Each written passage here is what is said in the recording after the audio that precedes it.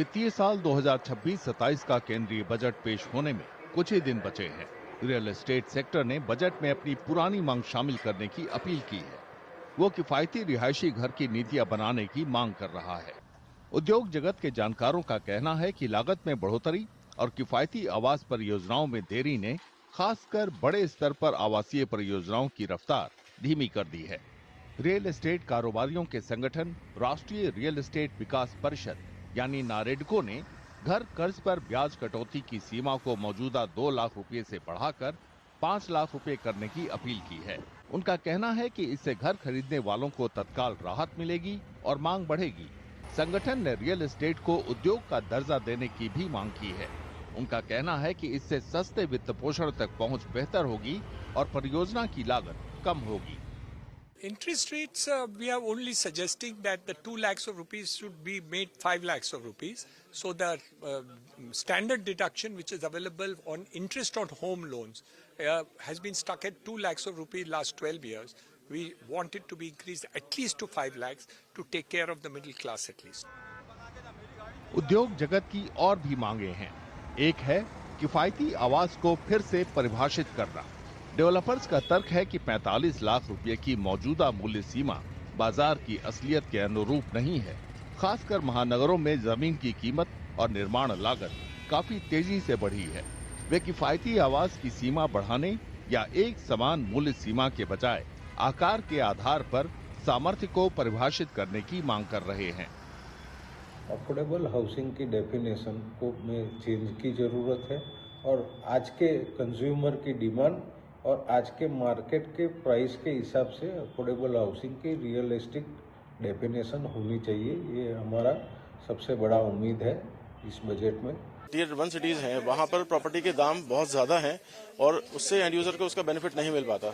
तो अगर वहाँ पर उसके दाम बढ़ा दिए जाए, 90 लाख रुपए 1 करोड़ रुपए किया जाए, और जो टियर 2 सिटीज हैं वहाँ पर भी अभी क्या एक ही स्टैंडर्ड प्राइस है उनका 45 लाख रुपए, और 30 से 60 स्क्वायर मीटर की जो है कैटेगरी वो अफोर्डेबल में आती है। तो हमने कहा कि 30 मीटर से लेकर 90 मीटर कर दें, ताकि टियर 2-3 सिटीज के अंदर जो 90 मीटर का अगर खरीद रहा है तो उसको वो भी अफोर्डेबल की स्कीम के अंदर वो बेनिफिट उसका ले पाए। और दूसरा है उसकी जो लिमिट है 1 करोड़ रुपए की जाए टियर 1 सिटीज के लिए। किफायती आवास बनाने वालों ने प्रधानमंत्री आवास योजना 2.0 के लागू होने में देरी पर भी चिंता जताई है, खासकर क्रेडिट लिंक्ड सब्सिडी योजना पर, जिसने पहले आवास की सामर्थ्य सुधारने में अहम भूमिका निभाई थी। PMAY2 has not kicked in as much as it should have. So CLSS did wonders for the industry and for Indians at large in making houses affordable. The PMAY2, in fact, I think if I'm not wrong, there was some news articles about this a couple of weeks ago on how the PMO is now urging banks to make sure that PMAY2 kind of takes shape and grows just as much. Developers ने किराए के घर को बढ़ावा देने के लिए उपायों की भी मांग की है। उनका कहना है कि कम फायदे के कारण अभी ये सही नहीं है। रियल एस्टेट सेक्टर ने लेन देन लागत को कम करने और बाजार की तरलता में सुधार के लिए स्टैंप शुल्क कम करने की भी मांग की है। वरिष्ठ नागरिकों के लिए घर बनाने वालों ने सरकार से वरिष्ठ नागरिकों के लिए घर को अलग परिसंपत्ति वर्ग के रूप में मान्यता देने और महाराष्ट्र के वरिष्ठ आवास परियोजनाओं के अलग RERA मानदंडों के समान राष्ट्रीय नियामक ढांचा लागू करने का आग्रह किया है। Senior living as a sector is growing rapidly again. In fact, this is growing ahead of the regular real estate growth actually. This is much more than 25-30% more than the regular housing itself actually. Like if you look at the Maharashtra government, what they have done is for all the senior living projects, they have brought down the registration charges to as low as about 1,000 rupees actually. That means the stamp duty is no more on a percentage basis.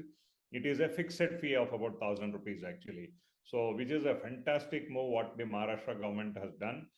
So this has to be rolled out across the country. Real estate sector बुनियादी ढांचे के विकास के लिए budget में ज्यादा आवंटन की मांग कर रहा है, खासकर दूसरे और तीसरे स्तर के शहरों में। उनका कहना है कि बेहतर कनेक्टिविटी और शहरी बुनियादी ढांचे से महानगरों से परे भी आवास की मांग बढ़ सकती है। उद्योग जगत के जानकारों का मानना है कि करों में छूट, नीतिगत स्पष्टता और आवास योजनाओं को जल्द लागू करने से भारत के सबसे बड़े रोजगार सृजन करने वाले सेक्टर में से एक की रफ्तार फिर से बढ़ सकती है।